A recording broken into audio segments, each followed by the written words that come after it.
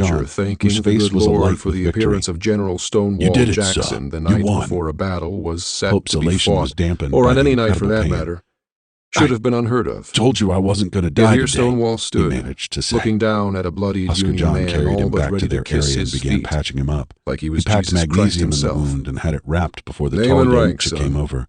Stonewall Husker said. John got up and spoke Captain with him at Jason length, Ames, sir. just out of Pope's Sir. earshot.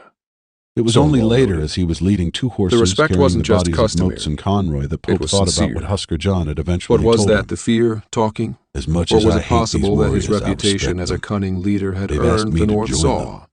They If that say was they true, want to learn it boded from well for the morning's confrontation. I'm an old man, sir. There was no weaker I've done brew all I than an can for army the Buffalo steeped in soldiers, fear. so I think I'm What are you going to doing take out them here, up on Captain their Ames? offer. Stonewall Fact asked. is that life Cotton is too drew a short fist not to back, seek out ready to something you clout want. the man. But I've been Stonewall wanting to stopped him with a change, and this raised seems hand. right for me. He saw no resistance in the And with captain's that, eyes.